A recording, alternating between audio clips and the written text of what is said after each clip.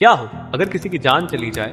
सिर्फ एक वीडियो बनाने के कारण ऐसा ही कुछ होता है एमी के साथ। एमी की लाइफ का बहुत बढ़िया दिन चल रहा था, पर उसे क्या पता था कि आने वाले 5 मिनटों में उसकी सारी की सारी जिंदगी तब्दील होने वाली थी।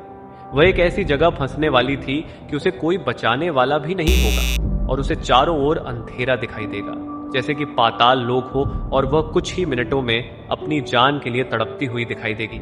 जी हाँ, ऐसी स्टोरी है एमी मेरिया की। इसने कुछ ऐसा देखा कि कोई भी अपनी लाइफ में ऐसे फंसना नहीं चाहेगा। एमी को एडवेंचर में रहना और नई नई चीजें ट्राई करना बहुत ज्यादा पसंद था, तो इसीलिए उसने अपने फ्रेंड एलेसेंड्रो को कॉल की, जो कि एक डाइवर एक्सपर्ट और ट्रेनर भी था। एमी ने उसे कहा कि वह भी उससे डाइविंग सीखना चाहती है, तो दोनों साइकन की एक बहुत बड़ी केव सेलेक्ट कर लेते हैं, जो कि मेक्सिको में स्थित है, और इसी चीज के लिए एमी की ट्रेनिंग भी शुरू हो जाती है। पूरी ट्रेनिंग होने के बाद दोनों इस जगह चल पड़ते हैं और एमी अपने फ्रेंड को इस चीज के लिए मना लेती है कि वही लीड करेगी इस गेम में जाने के लिए, क्योंकि वो चाहती थी कि उसका फ्रेंड उसकी रिकॉर्डिंग करे। और जब वह आगे आगे बढ़ रही हो, यही एमी की सबसे बड़ी गलती आगे होने वाली थी। वैसे तो उसका फ्रेंड उसे मना लेता है कि वह 40 फीट से नीचे नहीं जाएंगे और वह सीधा सीधा जाकर इस केव के एडवेंचर को पूरा कर लेंगे। उसे पता था कि एमी की यह स्टोरी पूरी दुनिया को हिला के रख देने वाली है।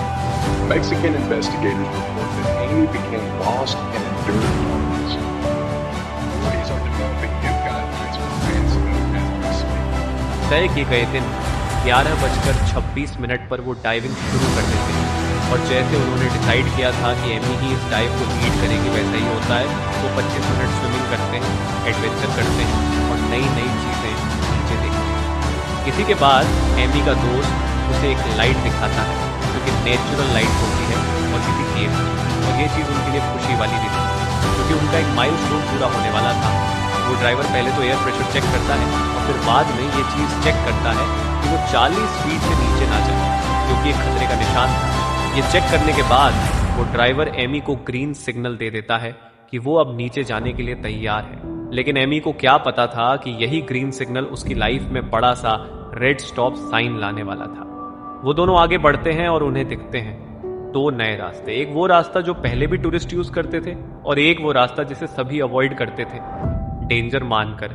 लेकिन एमी बिना डरे इसी रास्ते जाना शुरू कर देती है। आगे जाकर वो लोग ऐसी चीज देखते हैं कि वो भी पागल से हो जाते हैं कि यह हमने क्या देख लिया। वहां पर था नेचर का एक ऐसा नजारा जो दोनों ने पहले कभी नहीं देखा था, और इस एडवेंचर पर एमी इसी मौके को रिकॉर्ड करना चाहती थी।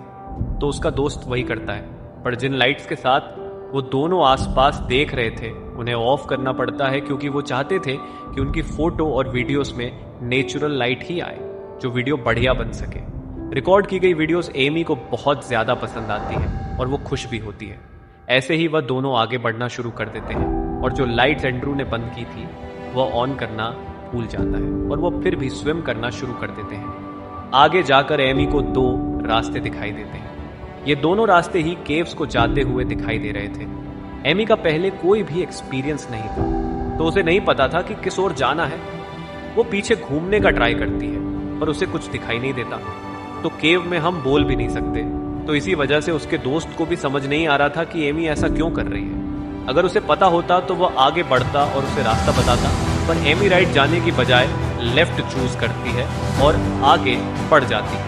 जब वह आगे जाकर देखती है तो उसे पीछे भी कुछ दिखाई नहीं देता, और इसी टाइम पर यह स्टोरी एक डार्क मोड ले लेती है।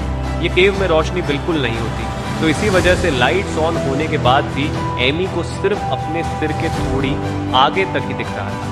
पहले तो उसे कोई शक भी होता है, लेकिन फिर वह स्माइल करती है और उसे लगता है कि उसका फ्रेंड उसके साथ आ रहा है, लेकिन कुछ भी ऐसा नहीं होता। एमी अपनी लाइट को ऑन ऑफ करना शुरू करती है और सिग्नल देती है कि उसका दोस्त उसे देखे, लेकिन काफी देर आसपास स्विम करने के बाद भी उसका दोस्त उसे नहीं मिलता। उसने ये क्या कर लिया था?